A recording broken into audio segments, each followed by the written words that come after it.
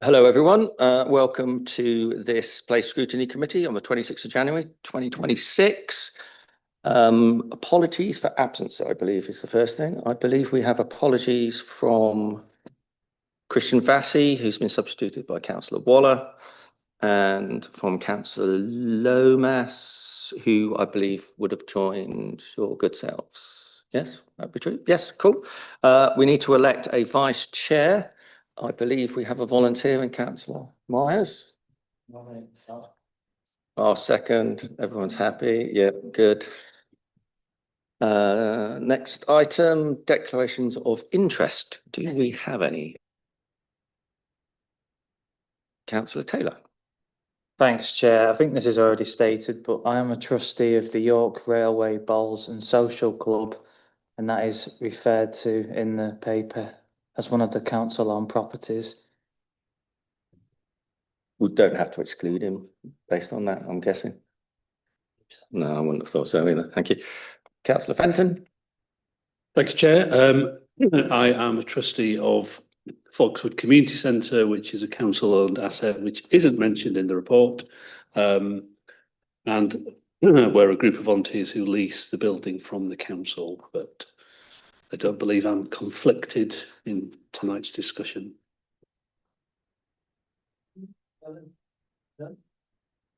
Okay, moving on to the next item, exclusion of press and public. You will know we do have pink papers. I would be very surprised if we didn't want to exclude the press and public to discuss what's on those pink papers. So we'll do that at the end and have the public part first. Next item on the agenda, are members happy to approve the minutes of the meeting held on the 25th of November? Yep. Yep, good. I'll sign those in a minute. Public participation, we have one public speaker. Ms. Gwen Swinburne, I believe you have done this at least once or twice before. Yes, sir. You have 3 minutes. Do you want a timer or are you good? Ms. Swinburne.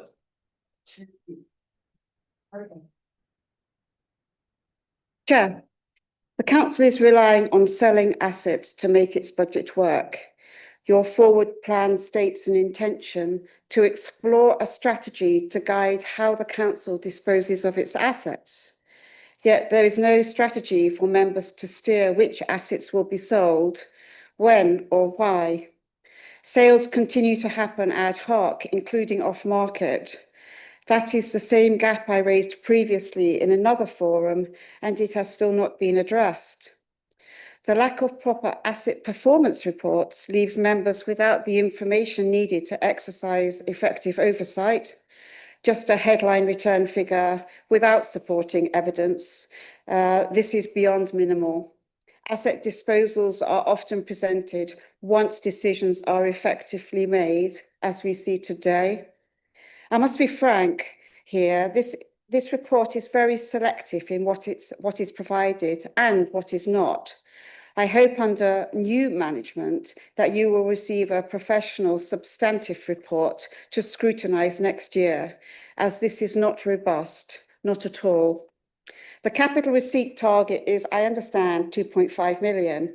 This is less than the 2.7 million paid for the Coney Street property in January 2020, which is now proposed for off-market disposal, which seems to imply the developers will get some money off for granting us yet another high street shop. Members may be given access to information, but the public is being denied it. There is no clear reason why the disposal of public assets should be treated as confidential. Off-market arrangements should particularly be capable of standing up to public scrutiny, as it will be at the accounts inspection, I can assure you. Finally, this links directly to the forward plan and the limits of place scrutiny. With only 6 meetings a year and 1 scrutiny item per meeting, this is entirely insufficient to provide even minimal scrutiny across the portfolio. Parking is a clear example. Significant citywide parking issues, including statutory parking challenges in areas such as the Groves and Bishopthorpe Road, have been left unresolved for long periods, their handling needs adding to that work order. These are not minor matters, Chair. They go to the Council's area-wide duty to ensure parking sufficiency, yet it is not even timetabled in your very, very skeletal programme.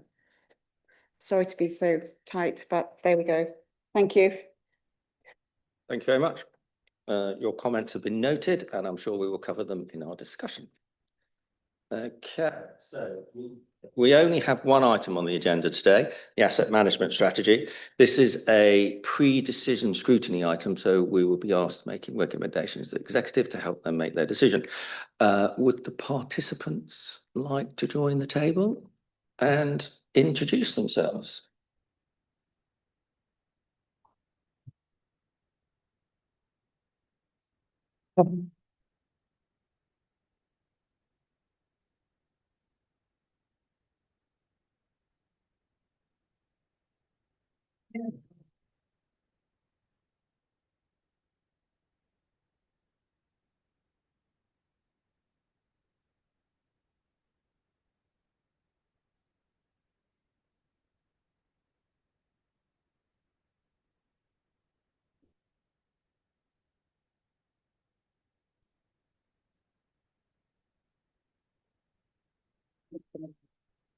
Thank you very much. Chair. I'll introduce myself first of all. So good evening, councillors. I'm Nick Collins, Head of Property Services, and I'm joined by Debbie Mitchell, Director of Finance. On my left, we have Sean Gibbons, Head of Carbon Reduction, and Dave Mee. It's a very long title, Dave. Operations Manager, Public Realm Report. So good evening, everybody. So the report sets out the strategy going forwards for our wide-ranging property estate and details progress against the previous 2020 to 2025 strategy. It details outcomes and workflows against particular property decisions made, such as lettings and disposals, which include work at the Guildhall, Holgate and the Eco Business Centre. The strategy sets out the key principles governing the management of our property portfolio, recognising the importance that property plays in the delivery of council services, provision of income through the commercial property portfolio, and maximising positive outcomes in our communities within the city. The report details specific analysis on the composition and performance of the commercial portfolio, which brings in close to £7 million per annum, which of course supports the funding of our services. Furthermore, it outlines the role of the operational estate and details where we have significantly increased our income here in West Offices in letting out space. The strategy also sets out the well-established principle of transferring assets into the community, encouraged increased community ownership, and finally provides a section detailing our work to use our assets more sustainably, building upon the work already achieved, which has of course included the creation of the new woodland at Knapton. There are a considerable number of specific property deals outlined within this report, which include the proposed transaction at Coney Street to aid the regeneration of this key area of the city centre, and indeed a renewal of the lease at Spark York, which recently gained a planning extension. There is also within paragraph 41 and furthermore a proposed deal at the community stadium. Just to update you, and I suppose it's the nature of property, that deal has unfortunately come to a halt. The people behind it unfortunately can't make it happen due to viability reasons, but we continue to look at opportunities, and as I say, that is the nature of property.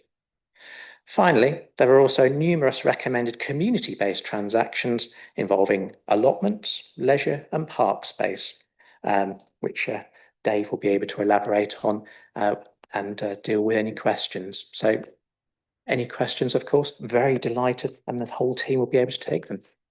Thank you very much, Nick. Does anyone else want to add anything at this point? Yes, so just to flag a typo in paragraph 111, the report states that 2,000 trees have been planted. You can increase that by a factor of 100. It's actually almost 200,000. Sorry, by a factor of 100. So 200,000 trees, yeah. Lots of trees, yeah. Thank you. I will open it up to the committee to ask any questions. Councillor Fenton. So I'll a couple of questions on non-Coney Street related items, if that's helpful. Probably very wise. Okay. Just in terms of the in the report, it's useful to see the breadth of assets that the council owns and for which leases have been agreed. Is this a comprehensive list? Because I was looking through thinking, oh, where's Railway Pond in my ward? Where's Foxwood Community Centre, where I'm a trustee? So I wondered if they've been left off for any particular reason, or is it just this gives a flavour of the assets that the council holds? Okay, thank you, Councillor. That's a really good question, and I'll be able to answer that one. So this report provides an overview. It's an overview and strategy paper, as I mentioned in the outset. I think we've got over 1,000 assets. If there are any specific questions about specific assets, we can do our best to answer those questions. I suspect it may not be here because there are just so many assets, and the whole point of this is to provide an overview of the whole. Within that paper, for example, in the commercial side, there's a breakdown of the nature of the portfolio. So it splits it into, industrial, retail, but it's providing that overview rather than giving a granular level of detail for every single asset. You can imagine the size of the report needed for such. Just to say, I have asked officers to provide that granular level of detail, and they're just working out what they can and can't give us and what can be in the public domain and what cannot. But that should be coming to the next meeting.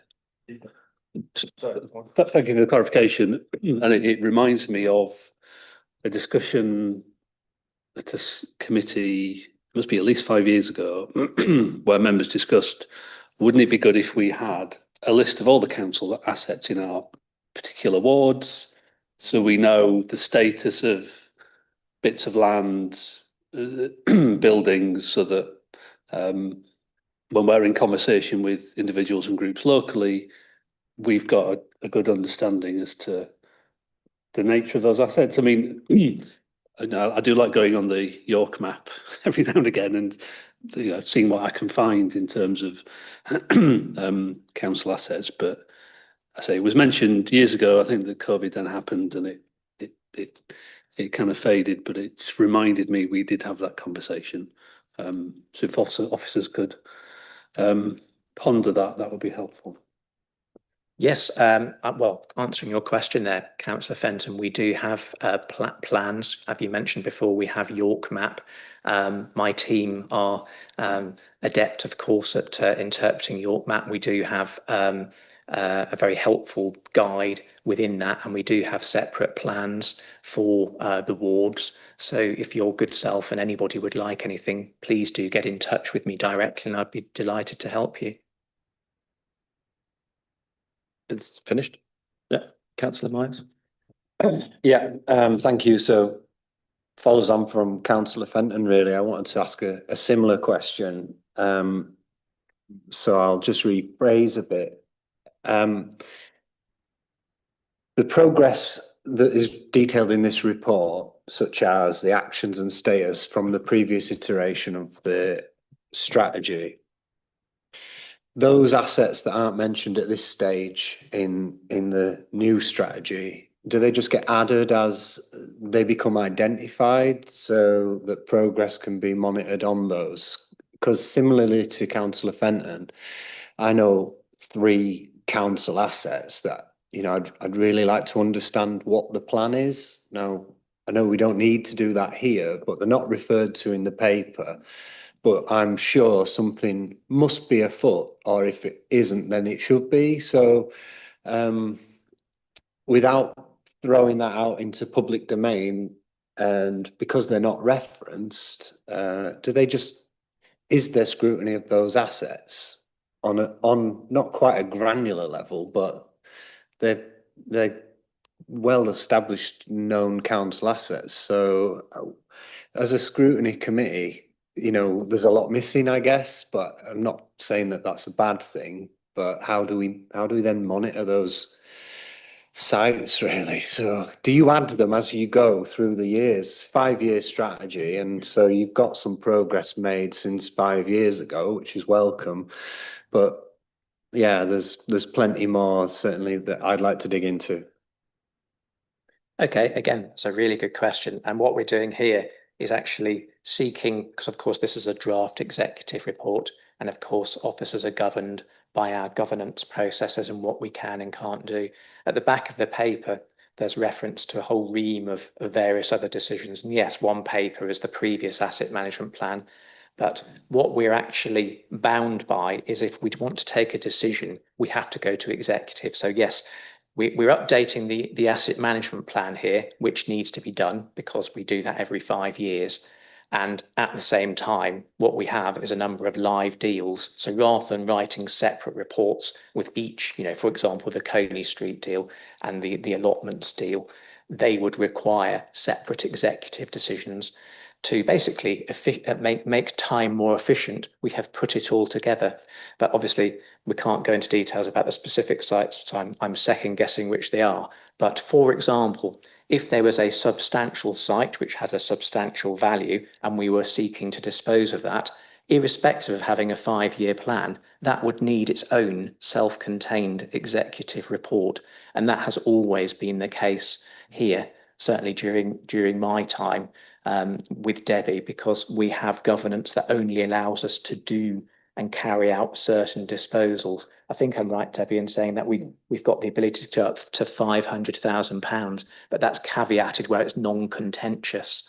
So a large scale development site, for example, if we decided to sell it, we would certainly not be doing that off our own backs. We would be reporting that through the process as an executive. I think it's important. My point for the committee to assist would be that this is the council's strategy for its portfolio. It's not a plan of what we're going to do with every single asset that we own, all 1,100 of them. So we're not going to mention every single piece of asset that we own.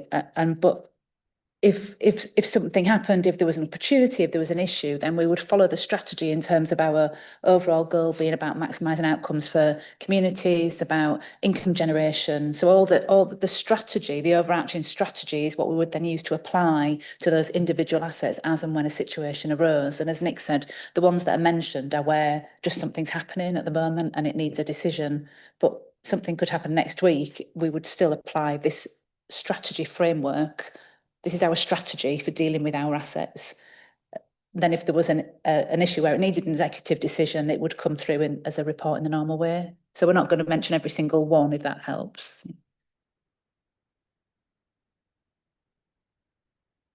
Thanks. Yes, thanks very much for the report. Just in terms of, I guess, general usage of assets then, I note that the most money or the most income we get from assets is office space. But we've seen a significant reduction in the use of office space, I think, since COVID with the smart working and things like that. But I think the report notes that as a result of our hybrid working here at the council, we've been able to let out some more of our office space here. I was just wondering from a sort of long-term strategic perspective, whether we're considering office space to be a viable asset going forward, whether office space might decrease in value potentially as hybrid working remains, or a lot of companies are getting people back in the office now. Just what that might look like looking forward, just so we know how to shape this strategy. Yeah, you're absolutely right. I mean, it's been a tumultuous time, hasn't it, over the last number of years, and working patterns have certainly shifted, and we've seen that in here, in other public sector organisations, and indeed the private sector, who of course we're always talking to. So it's not just City of York Council. We've been successful here because obviously, as the report states, we have freed up space in West offices, and we've been very successful in finding occupiers for our building.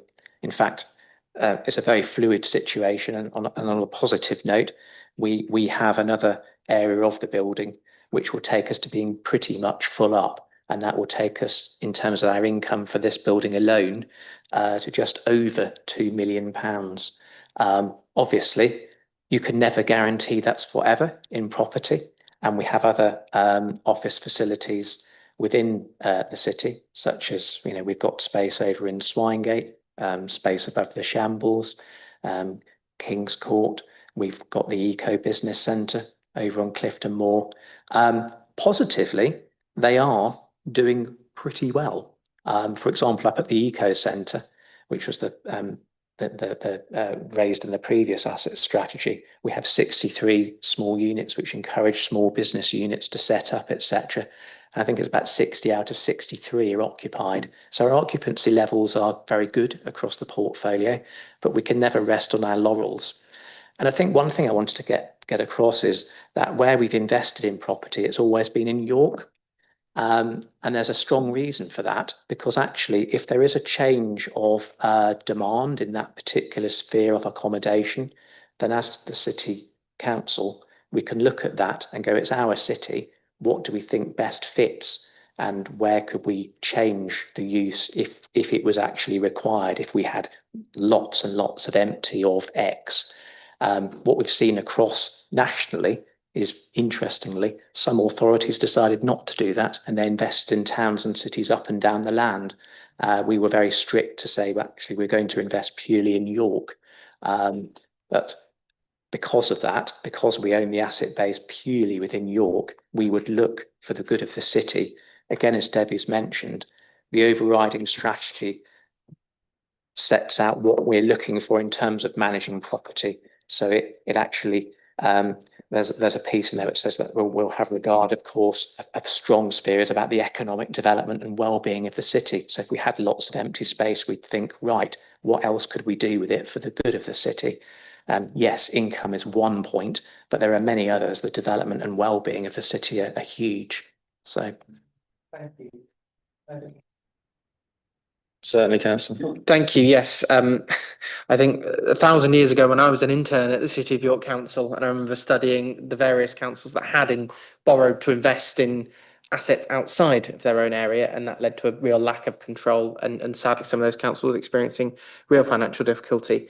Just in the event, I appreciate that it's not necessarily about income, but if we were to see a lot of those businesses that we've been incubating at the Eco Centre move on, if we were start to see that long-term use of hybrid working impact on our office space, is there scope for sort of, and I suppose it's a question broadly, is there scope for shifting these assets into different areas? Office space could become retail, for example, leisure can become, well, retail can become leisure. Is that something that we've considered that we might need to do? As you say, we can't rest on our laurels. Any need for those long-term adjustments? Well, I think the short answer is yes. It's obviously subject to planning. And again, the strategy sets out what we would do. We would have a look at our organisational and operational needs. So if you have a vacant property, our corporate management team would be looking at that and going, okay, what are the options? And they'd range from different commercial uses to operational use, and ultimately potentially to disposal. And comes back into Councillor Myers' point, these would be sort of magnitudinal decisions, and depending on the level, we would be coming back to members, executive, to ask for their guidance and recommendations and authority to proceed. Yep. Councillor Taylor. Thank you, Chair, and thank you for the report. Got quite a specific question to start with. When it comes to, let's take West offices as an example, reshaping how that works, who occupies it, reducing how many of our own staff are in there across the working week. Do we factor in how the staff who are working from home more feel about that? Does that play any part on the scales? And what I'm getting at with that is, so it might reduce energy consumption in West offices, but it's increased energy consumption at people's homes. But I guess in my mind, I've thought about this a lot during the pandemic. A lot of employers are effectively getting free of charge office space in their staff members' homes all of a sudden due to this increased frequency of home working. So what conversations with the staff who these changes affect happens, if any? Yeah, we had a lot of conversations, staff. Remember, we might not remember, I don't know, We were hybrid pre-COVID. So hybrid isn't a new concept. As soon as we moved into this building like over 10 years ago now, actually about 10 years ago, we were hybrid. So we've always had that hybrid arrangement. So we were up and running before the pandemic, but certainly we've seen the technology has improved and it's a much different hybrid. It's a lot more home working, you're right, than it was previously. But yeah, we had a working as one project team, didn't we, where we talked through all the shift and the cultural shift and the, making sure that people are still doing the kind of desktop assessment at home, that they're not sat on the sofa with a laptop literally on their lap, that people are, avoiding those kind of issues. And we have a desk booking system now in West Offices, so it's not like people are turning up, not having anywhere to sit. You book a desk, before you come in where you're going to sit. We don't have any of that kind of stuff. There have been hiccups, there have been, concerns, but I think we've dealt with pretty much all of them, haven't we? Well, say we, the royal we, Nick and his team have dealt with pretty much all of them. We have had some additional challenges, I think, with partners coming into the building as well. We've got a lot more partners in the building. But I think we've made that work. I think the facilities management team and Nick's team have managed to kind of, again, smooth over any issues and concerns that we might have had initially. And crucially, I don't think we've ever had a situation where somebody hasn't been able to find a desk, have we? I think it's been pretty full, but I don't think we've ever had a situation where somebody's needed or wanted to be in the office and they haven't been able to. So I think we feel like it's working pretty well. If that answers your question, Councillor. Sorry, Sean wants to come in. Yeah, no problems. Just going to pick up on your point around energy use, Councillor. You might not want me to talk about it, but I will anyway because I find it quite interesting. No, yeah, it's an interesting observation because we have. I mean, you could say effectively outsource some of the energy consumption to individuals in their homes who are using their home computers and having to heat their homes at their own expense and not the council's. So we wanted to have a look at that data to see what the impact of that was. So we started surveying staff 2 years ago on their working patterns and travel patterns of how they get to work, and looked at the additional energy consumption that was associated with home working and how that was offset against commuter travel and the emissions associated with how people get to work. It's not a convenient conclusion to come to, but in the winter, it's much better if people all come into the office and collectively use the heat that we provide in West Offices rather than having their home heating on. And in the summer, the savings from commuter emissions far offsets any home working energy usage. So that would be from a carbon perspective, would encourage staff to come into the office, use the warm space in the winter, stay home and don't travel in the summer. Thanks. It's an unrelated question, my next one, so if people jump in there. Councillor Waller, and then I'll come back to you, Councillor Waller.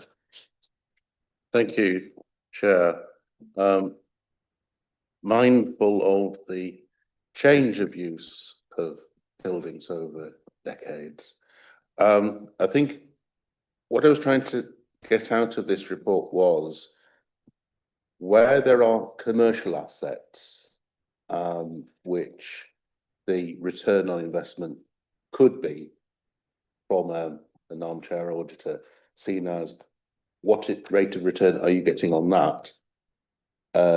I'm not really seeing that as a separate decision making versus those assets that the council owns because it is the council facilitating community facilities, benefit for the whole city, and therefore there isn't the same expectation on return on investment because that's shown through different measures. And as I love talking about energy, there had been for a long time move towards renewable power generation to the point at which it was starting to be constrained by the capacity of the network which Northern Power Grid administers, and it's really understanding how that is working across the piece with those constraints and bats and other things that come along, that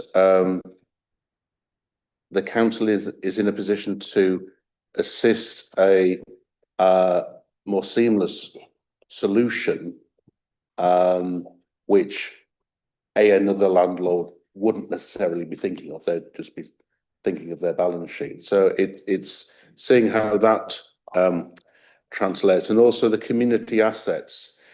There are some specific examples given of transfer, but what I would hope in the strategy is that the recognition is of some current buildings. There is a volunteer team who help keep that building running. It's still owned by the council, but if you were to transfer all that responsibility onto those volunteers, it would just crash, and you would end up without having that facility within that community. So it's taking on board that there are some assets that you will continue to have because of the nature of the facility that would otherwise be lost. Thank you, Chair. Okay, well, thank you, Councillor. Well, there's a good number of points there. I will start off on the yields, because that's a bit like Sean, who enjoys his energy. I do like my yields and investment returns. And you're absolutely spot on in terms of what you said. What we have to remember here, this is not a pure portfolio that, say, a pension fund would operate. We have a huge, vast array of different properties which serve different purposes. Some are naturally more commercial than others. And where you have pure commercial properties, and I've mentioned a bit about the context of how the council have generally inherited those or built them over time, then yes, you can look at the yield, because a yield is calculated by having regard to the capital value of the particular asset in respect of what the income is provided. A little bit like if you had an ISA. So what's the capital value and how much income do you get? You generally, for the initial yield, you divided one into the other, and that gives you your initial return or yield.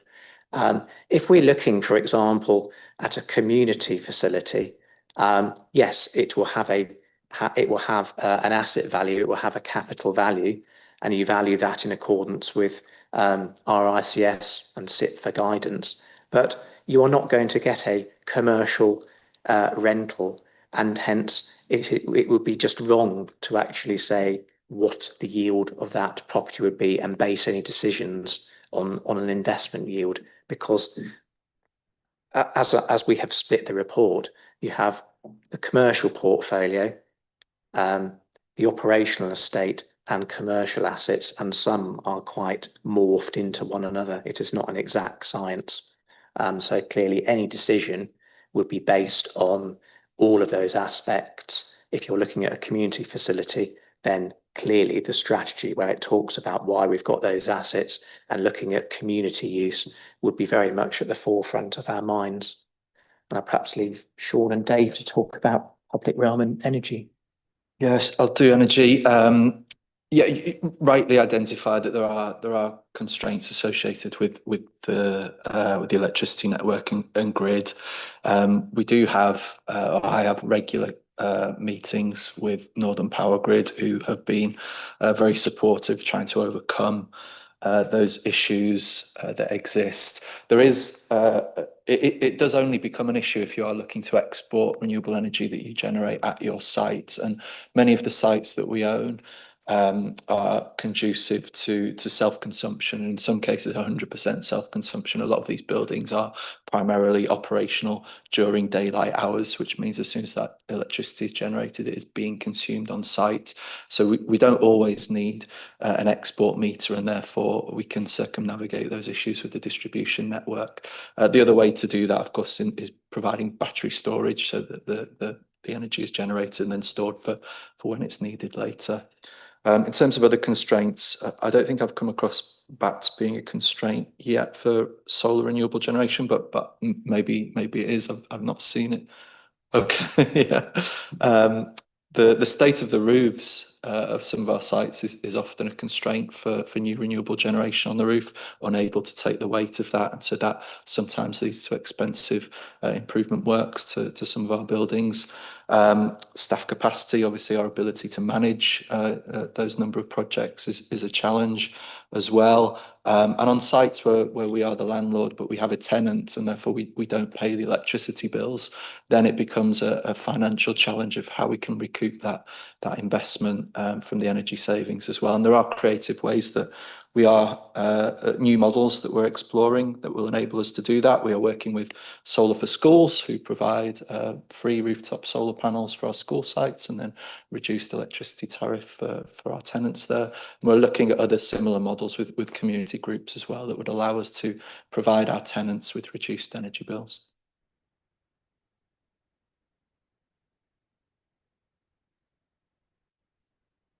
To admit, I'm not 100% sure what question I'm answering, but I'll start off. I think if it's a question of the strategy seeking recognition of the role volunteers play going forward, then I concur with that. The mixed suite of, excuse me, the mixed suite of proposals in this paper sort of reflects the mixed suite that was in the previous paper and then the previous paper before that. Most, if not all, of our transfers to the community, we still require some ongoing landlord support or residual responsibilities. So, and from where I'm sat, it is recognised that even though an asset may have been transferred to the community, there's still that relationship with the council that we're probably legally obliged to maintain, as well as we need to maintain, because we all want that asset to succeed. It's not, I've said, it's a phrase I've used in a number of community conversations. It's not in my versus, by which I mean the council's interest for you to fail, because that just comes back on my lap to sort out. So it's absolutely recognised that it's not a dispose and forget relationship. Did that answer the question? I think. Yeah. Thank you. I think it would be helpful the next iteration of this to have those aspects worked into what the overall strategy is, recognising that each individual site will be different, each individual property will be different, but recognising that what you've just said in terms of the operation of this overall approach by the council. Do we have any other questions, or can I ask something? Yep, Councillor Taylor. Councillor Myers, and thank you, Councillor Hook. Cheers, Chair. Thank you. Yeah, my question I think is to you, Nick. You're always a very cool customer under what I imagine is a lot of pressure in your role. You cover a lot of property and a hell of a lot of agreements. So my question is, how do I put this? If you had more staff in your team, how would you approach any of this differently? Because you must be really stretched. I'm not asking you to be too honest, but you must feel it a little bit. So an example of how you might work differently would be if you had more capacity in your team, would the council be better at, I don't know, acquiring properties? Because I imagine our capacity to find opportunities is limited. That's just one idea. Yeah, just interested, really. Well, thank you very much for the kind words, Councillor Taylor. It's very, very much appreciated. I think when someone's negotiating, you have to try and keep your calm. And yes, it can be a little stressful, but it's a thoroughly enjoyable role, and I feel very privileged to do it, actually. We've got a terrific team as well, not just in property, but colleagues across the board in finance, everybody here. Legal, everybody. It's a small team, actually, City of York Council. So it really is a case of working together and actually achieving the outcomes which I hope we've portrayed in the report. You asked, could we do more with more people? I suppose naturally, maybe, but it's a case of actually living within one's resources to actually manage the portfolio we've got and efficiently go through making sure that we've got the right staff in the right place. We've actually gone through a bit of a restructure over the last couple of years. We've got some terrific people who've come in and actually been promoted throughout. So as I say, you're only as good as your team. If I think, to answer your question, if there was a change in role or designation, ignoring government guidance, which I'll touch on in a minute, whereby, for example, people said, right, we want you to go and do this, and this on top of what you're doing. Clearly, you'd have a sensible conversation and say, well, to do that, we need more resources. I mean, people have said to me, I know this wasn't part of your question, but why do we do these every 5 years? Actually, it's in line with general guidance and what other councils do. We could write them more regularly. It takes a lot of time to actually write these. And I think if we looked at that, again, it would be the R word again. It's down to resources. But at the moment, in terms of what we're doing, I think, yes, we're all working extremely hard, but it's an enjoyable job. But we're always working, of course, with Debbie as our director to look at resources. What I would say in terms of can we go and buy properties? And I touched on this earlier with some other councils, and I'm clearly not going to mention anyone specifically. It would be wrong to do so. But owing to, shall we say, some places catching a bit of a cold financially off the assets that they've bought, and one might say, should they have done it? Maybe not.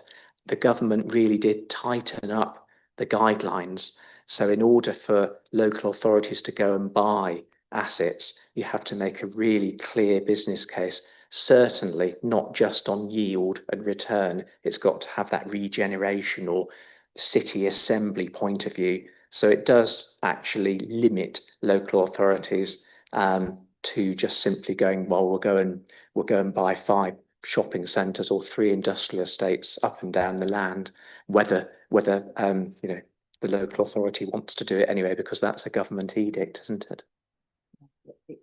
It was, as you said, it was in response to some councils just pushing it a little bit too far. The government changed the Prudential Code. Councillor Whitcroft, I know all about this from being an audit committee. The government changed the Prudential Code, so you're no longer allowed to borrow purely for commercial yield.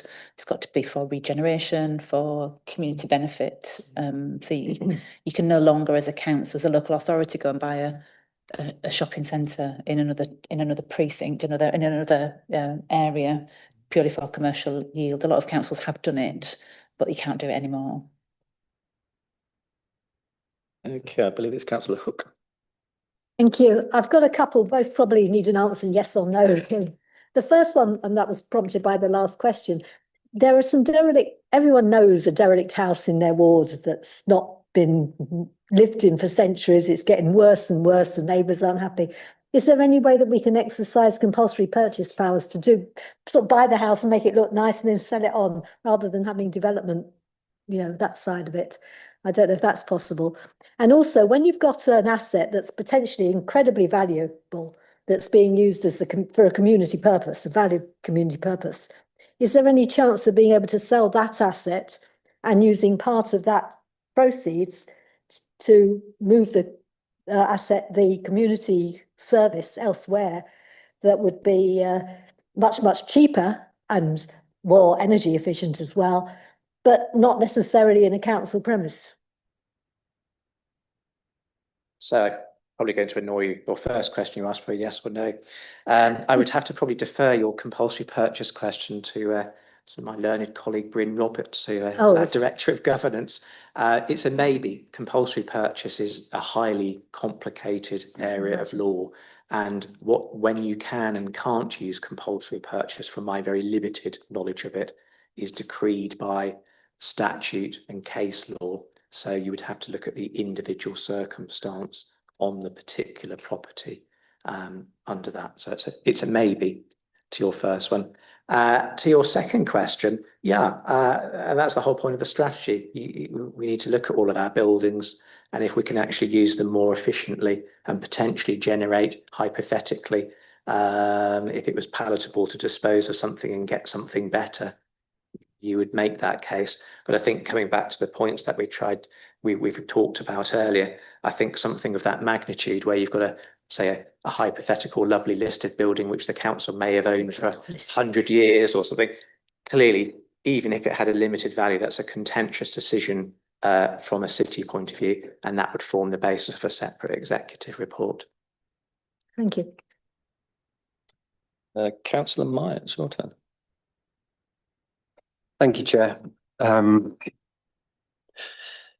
My question's about peppercorn rents. And throughout the report, there's a number of examples which are really positive, and I really support the application of peppercorn rents for social purposes, community interest, companies, etc. And so I wanted to ask about what the council's policy is on the application of peppercorn rents.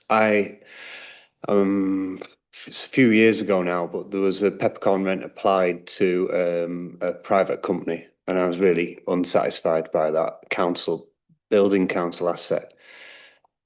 And so I just wondered if we had an actual policy, or if it's just case by case basis where that's applied. Yeah, okay, so that's a really good question too. So in terms of what rentals that we should be charging for our assets, this goes across the board because it's basically decreed by government. We are required to obtain best value for our assets. So generally, the traditional approach for a landlord is to charge the market rental value, or market value as defined by the RICS. On occasion, if you're doing a redevelopment or negotiation, where, for example, you might receive a capital premium rather than getting a rental stream going forward. So it's kind of like two different routes. That might be a way of getting a peppercorn, but of course you'd be actually working out what the value. So you might get, and I'm talking very hypothetically, someone might say, I'll give you £2 million up front for that property, or I'll give you £100,000 a year and nothing up front. But obviously you get a peppercorn off the back of getting a large amount of money. And we do actually have examples, which clearly I'm not going to talk about in a public arena, to give context if you wanted to talk about that later. So that's the kind of commercial point. You've probably seen in the paper in terms of the community assets. There was the Quirk review before my time here, but in 2007, that deals with community assets, and it comes back to Councillor Waller's point, where you're talking about two different styles of assets. And actually, the report and the strategy sets out, and this is something which has been enshrined in many asset strategy reports, that if you've got a community asset which actually meets various criteria, it's stating that a peppercorn rent in that scenario, because it's doing great good for the community, and the groups perhaps are taking on the responsibility of the building as opposed to the council. The reason for that, quite often they might get heritage lottery funding grants, because people say, well, why don't the council keep it? Well, if the group can go along and get a grant to actually maintain the building or improve the building, then that's a good rationale for it. So again, there's not one size that fits all, but certainly with community assets, the notion of charging a peppercorn rent, and we've actually talked about that, haven't we, Dave, with the allotments association, including Busted Thought, which are particular recommendations, that does actually talk about the peppercorns. So there's a rational approach for that. Councillor Baxter? Thank you, Chair. I did actually put my hand up before Councillor Myers, but it's linked to that. It's like, I suppose it's slightly outside the remit of the paper, but I'm just wondering how much support we give to community or voluntary groups if they want to sort of buy a community centre from a private ownership, because obviously that's good for the city when those things are happening, but do we offer support, legal advice, that sort of thing as a council? I think, again, we wouldn't generally, because for things like legal advice, you would have to get your own legal advice. It's a bit like buying property yourself, isn't it? You wouldn't rely on the person you were buying the house from, but you would get your own legal advice. And given our financial situation, we have advised. I'm thinking about a bowls club and things like that, where we've advised but tried to be really impartial about it and say, our advice is always you need to get your own legal advice, generally, isn't it? That tends to be our main advice, just because they can be quite complicated, some of these property deals, can't they, Nick? And we can point them in the right. We can point them in the right direction, because working in a local authority, it's about supporting our communities, isn't it? So if someone comes to us, we are helpful, but we need to make sure we don't cross the line to actually give them formal legal and property advice. But we will actually say, have you considered this, and have you looked at that, and put them in touch with various organisations who we think can point them in the right direction. Supplemental? No. Do we have any more questions? Otherwise, I've got a few. Nope. Okay. On page 39.90, land at York Road, Strensall. Do we have a timetable for completing the transfer to the parish council? I like this one. No. So the next step obviously is to go to the executive. And then once the executive has agreed, if they're so minded, to give legal instruction. And we can't give you a timetable on that yet. I met the parish council last Monday night, so I've briefed them as to the process, and they were comfortable with what's going on because they wanted, just need an update. So I went and met them face to face last Monday. So would we be talking weeks, months, or years? I'm asking how long a piece of string is. I would think you're into the months. Certainly, you're into months because we, as the paper explains, some schemes we need to advertise their disposal as well. So there's the legal process is not just the paperwork.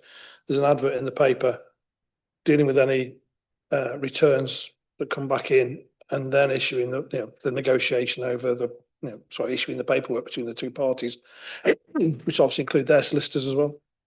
Okay, thank you. Another question about Spark, which is page 29, points 37 to 40. Is it a delegated decision on the rent increase or the extension of the lease and renegotiation of the rent in November 26, or would it have to come back to executive for sign off? Okay, let me just double check that. I think I know the answer, but I just want to make sure that I've got the wording correct. So I'm looking at paragraph 18 of obviously the draft executive report, which states, yes, that there is a grant of a lease renewal at 17 to 21 Piccadilly, and then it picks up the wording within the report. So if we grant Spark a new lease, then what we are asking for is delegated authority, as we do with the rest of our assets, to grant them that lease. So that will have executive approval, hypothetically, from the March report. And then we would look to ensure, as we do with all the assets that I've commented on earlier, to ensure that we get market value. And we've taken actually external advice before as to what market value is. So the answer is yes. Okay. So the 27,500, that's been market tested, because that seems very low. The answer is yes. We took advice on that for the market value of that. And basically, that was the external advice that we received. We have to bear in mind is that we own the site itself. We don't own anything within the site because that's been provided by the company who are on there. So it's effectively a ground lease whereby we get the rental as a share. Okay. I couldn't find in here anything where it's sort of clearly laid out the rationale for keeping a commercial asset, selling a commercial asset, keeping a community asset, keeping an operational asset, et cetera, et cetera, et cetera. And also I couldn't find any real sort of clarity around, if it is a commercial sale, what are the steps we do to ensure we maximize revenue? It's just that the example that I would give is on it's just off Micklegate, the old people's homes on Priory Street. Yeah, thank you. When it was just us talking to CVS, we were talking about a price of 500,000 because there was a lot of community value. That eventually didn't happen because they couldn't even afford 500,000, so it kept getting lower. When you eventually went out to almost like a public auction, I believe you got something like 2.3, 3.2. Anyway, a substantially higher sum of money. Is the intention to add something into this report to say we will always go out to almost like a more sort of like public marketing thing if it is a commercial sale. I just get this feeling that there seems to be a lot of, a developer will come to us and say, I'd like to quite buy this building. You go out and get it valued, we sell it, and then we subsequently find us. We would never do, if a developer comes to us and said, we'd like to buy that, we would never say, oh, okay, that would never ever happen. It would always be part of a disposal, like a business case. It would follow this strategy in terms of, do we need it for something? Is it providing a benefit to residents, community? You know, do we need it? If not, do we need it? And if we dispose of it because we no longer have a requirement for it, it would be a disposal at market value. We've got an obligation to secure best value. So I don't know whether you want to say a bit more about that, Nick. Yeah, absolutely. Just to reinforce that, if we are going, if there is no rhyme or reason for actually selling it to a particular party, you would generally go out to the market, and before going to the market, we would have got an executive approval to go out and do so, based on the constitution and levels of governance.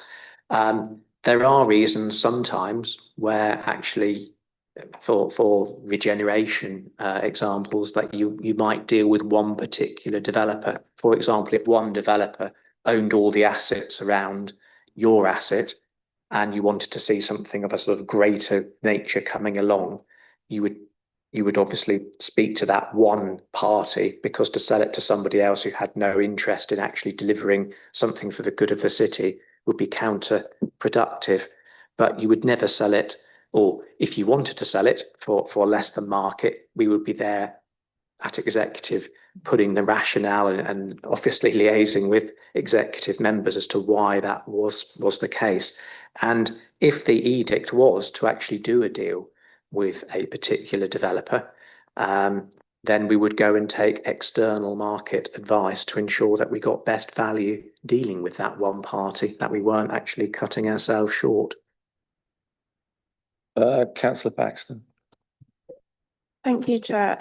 Just in the communications section of the report, I just wondered if we have sort of requirements that any buildings that we own or are the landlord of, or we've contributed to, that we ask them that they have a plaque saying that they're supported by CYC or owned by us, and that I think this is quite a nice story that we own all these things in the city that are good for our people, and that also generates the council money, which goes back into our people.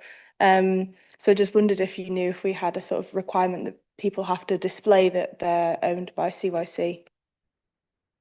Yeah, so we don't actually, in fact, we get into trouble with the planning and conservation people, because I said in my report we own 70% of the shambles. If we put a plaque on each one, we'd get a knock on the door. But it's not something that we've generally done. Again, depending on resources, it may be something that we can actually sort of beef up on the council's website to give a sort of bit of a synopsis about some of the assets that we do own. We do have web pages, and we externally have web pages and tee into various, I won't say the particular names of the public meeting, but the usual commercial agency type places that you go and look for properties, and you will find that ours are on there. But yeah, providing some web pages perhaps internally on our portfolios is a good idea. Okay, do we have any more questions on the non-exempt sections of the paper? No. Okay, so what I tend to do is we can take a quick 5-minute toilet break, exclude the press and public, and then we can discuss the pink papers. Is everyone happy with that? Thank you.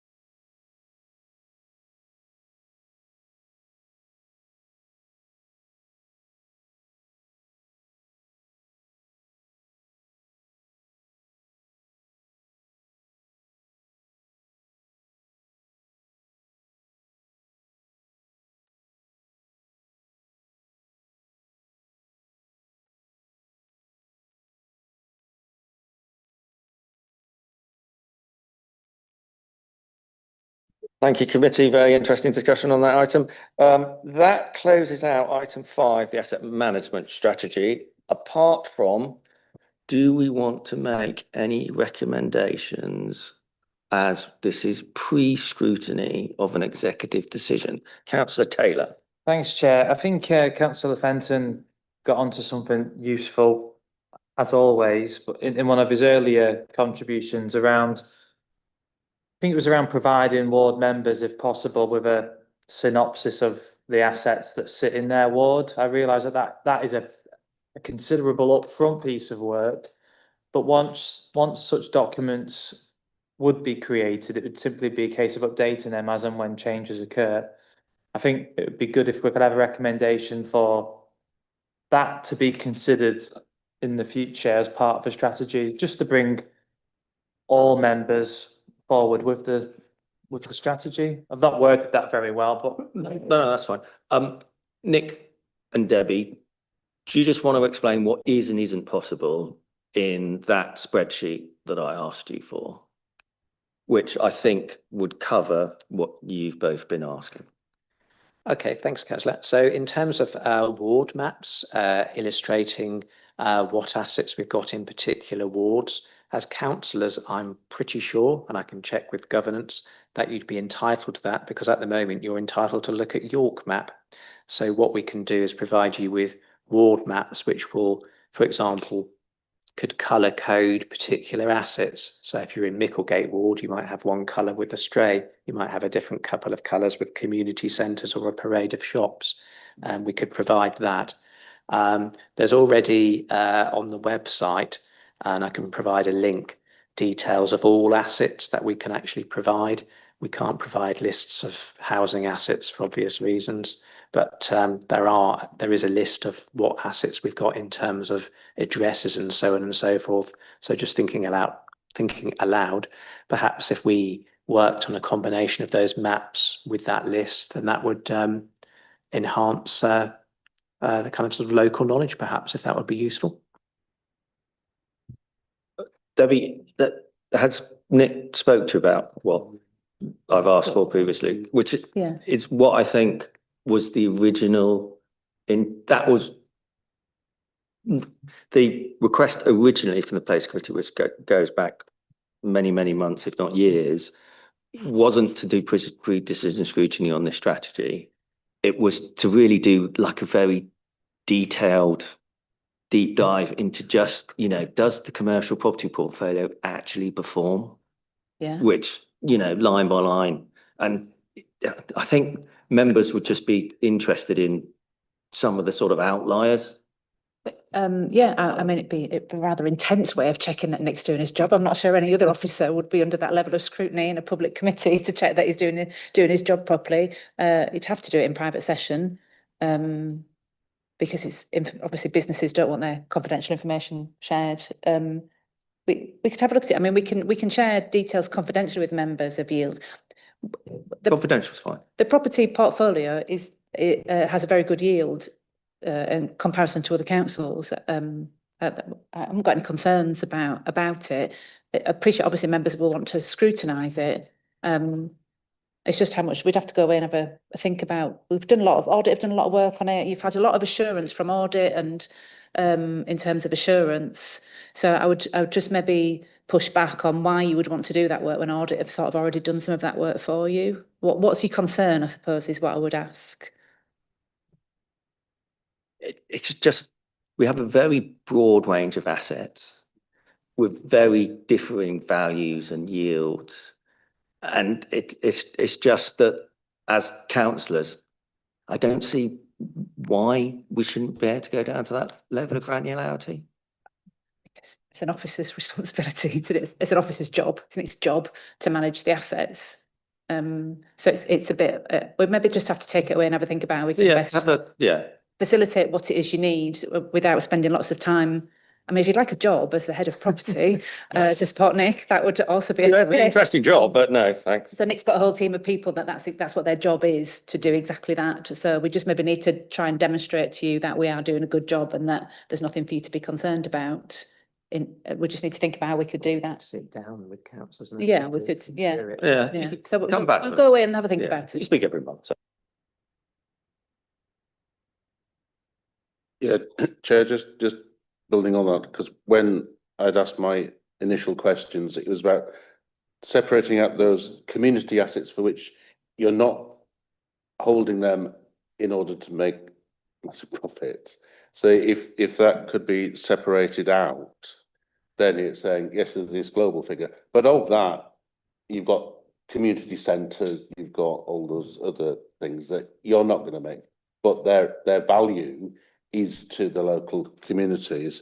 And it's in the recommendations, the aspect of the recognition of volunteers in the operation of the running of some of the facilities, which impact on the discussion that we had with Dave Me in terms of some will remain in council ownership, some will be transferred, but you're not cutting links with them, that actually they're delivering a service you don't want to fail because it'll just come back onto the council. So it's recognising that aspect in a strategic view of what do we own, why do we own it, and how do we ensure that it's delivering the community benefit that we expect it to, as we are a local authority and not a commercial business.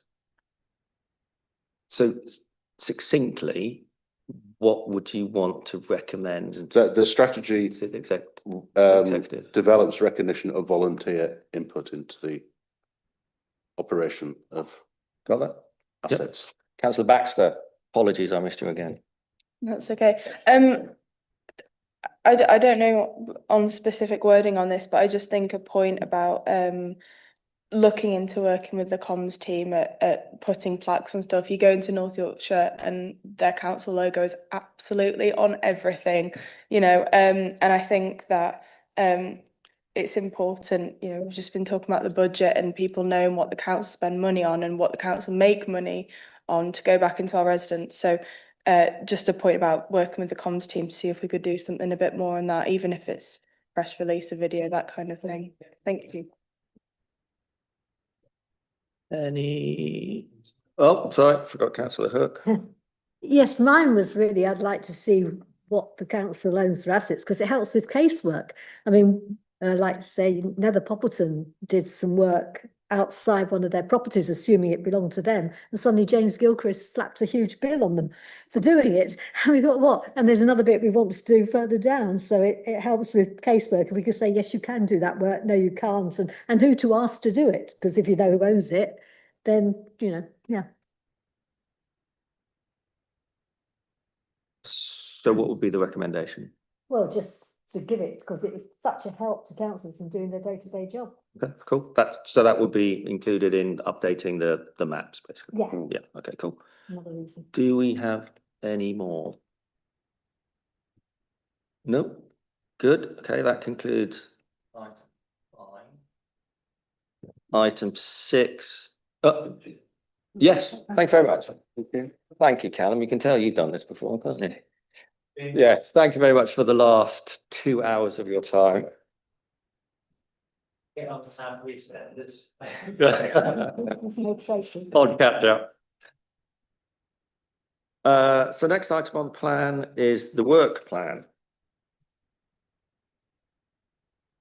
which I've lost my crib sheet. I think we've got one item to do with local transport plan. Yeah, just slightly the chat. Oh, yeah.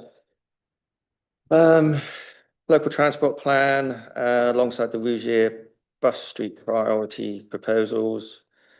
I need to write up the EV charging task and finish group. Do we still think that's a good thing to be doing? Task and finish group? Yeah. Okay, good. And Councillor Kent has a suggestion about water scrutiny and water quality, which would come in July. Yeah, if I could just jump in, Chair. Yep, jump in. So there's a suggestion from Councillor Kent. This follows a motion at full council around water quality. I think it was the November full council meeting. So what she was proposing was having an item which would pull in CYC, but also partners, I think including Yorkshire Water and the internal drainage boards, basically to look at a kind of a wider piece around what's being done to improve water quality in York. She suggested July at the earliest for that, so this is kind of pushing into the next municipal year a bit, but I think if that was something members in principle were happy to go with, they could start some work in the background on that. Councillor Taylor. Thanks. Yeah, it sounds really good. I wondered if we could ask if maybe how's best to describe them, sort of water focused campaign groups locally might also be invited potentially. So then you get the non-corporate word across the table. Yep. More generally, there'll be a new chair for this, which is fine. When do we sit down and plan? I'm looking at you because you probably know the answer to this. Or Councillor, no, go on, Councillor Myers. Jumping in on you're about to ask a question, so you could ask that, but I just wanted to clarify about chair. So we've nominated the chair. The Labour Group's put myself forward. So on work plan, I'm really happy to meet with you as vice chair to discuss how we get this more populated and what we do about the overhanging items, alongside meeting with James. Organise that, James. Yeah, we can facilitate that, yeah.